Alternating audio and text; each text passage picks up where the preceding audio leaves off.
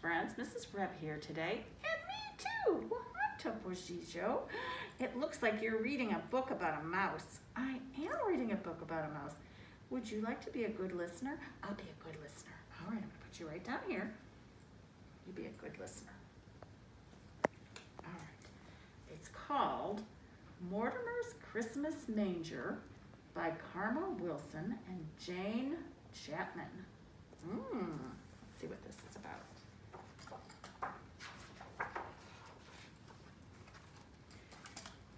In a big house lived a wee mouse named Mortimer. He dwelled in a dark hole under the stairs. That doesn't look very nice.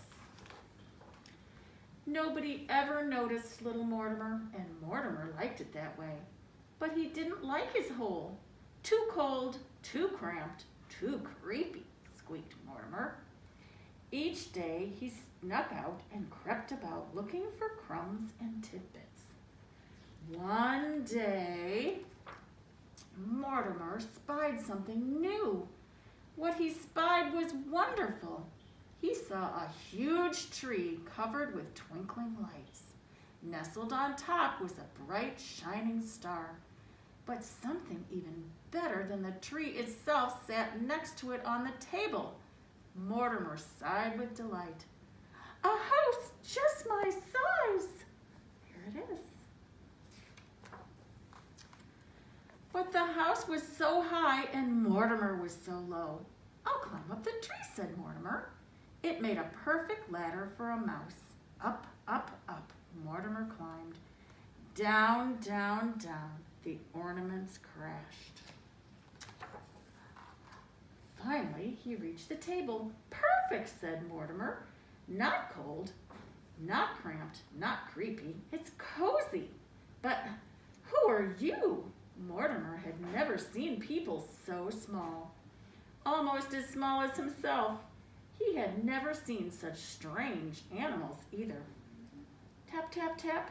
Mortimer knocked, but no one answered. Tap, tap, tap. No one moved an inch. I see, Mortimer squeaked. You aren't real, only statues. And so Mortimer lugged and Mortimer tugged. One by one, he dragged the statues out. Ooh, that was hard work. When he reached the smaller statue, he saw it was a baby. A baby in a wooden bed, just Mortimer's size.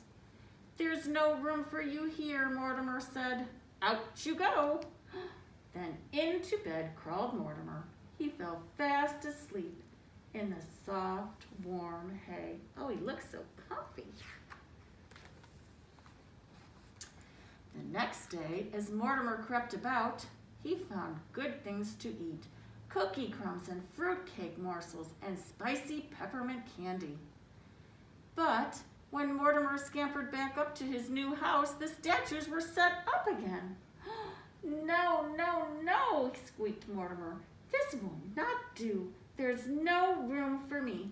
Do you see Mortimer in the tree there? And so Mortimer lugged and Mortimer tugged until all the statues were out. And stay out, he said. Then into bed crawled Mortimer, and he fell fast asleep in the soft, warm hay. Oh, he looks so cute and cozy. But each day, while Mortimer scurried about, the statues were set up again, and Mortimer always lugged and tugged them back out again.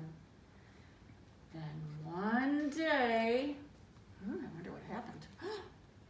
Mortimer set out and saw the big people gathered around the tree. He couldn't go out there, so he hid among the statues. Oh, see if you can find him. There he is, right there. Mortimer listened. What he heard was wonderful.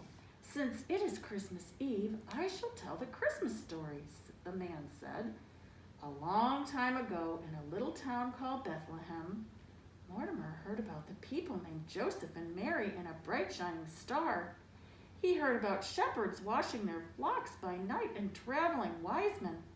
Then the man continued, and there was no room at the inn. Then Mortimer heard about a baby who was born in a stable and had no real bed but slept in a wooden manger. A baby born to save the world.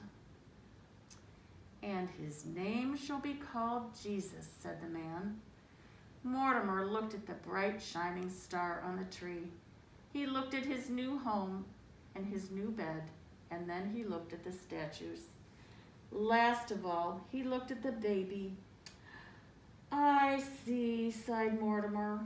You aren't just any statue. You are a statue of Jesus. There he is. Mortimer sniffed and Mortimer snuffled. A tear rolled down his cheek. There was no room for you at the inn, but I know where there is room, he said. And so, here's what he's gonna do.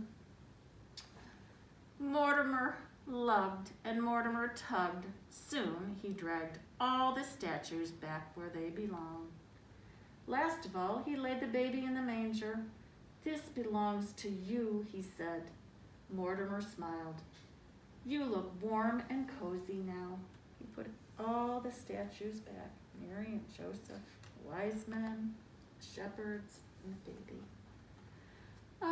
There was no place for Mortimer except to go back to the cold, cramped, creepy hole. As Mortimer scuttled down the tree, he said a prayer. Dear Jesus, you were born to save the world. Perhaps you could also bring me a home.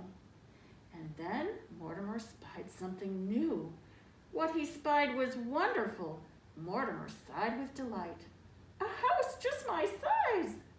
There were no statues in sight.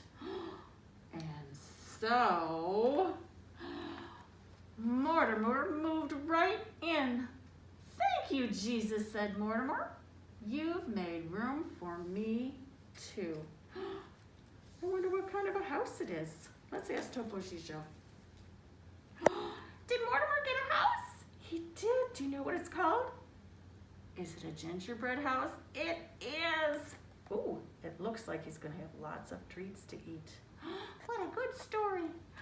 That was a great story. I hope you enjoyed it, friends. Mortimer's Christmas Manger.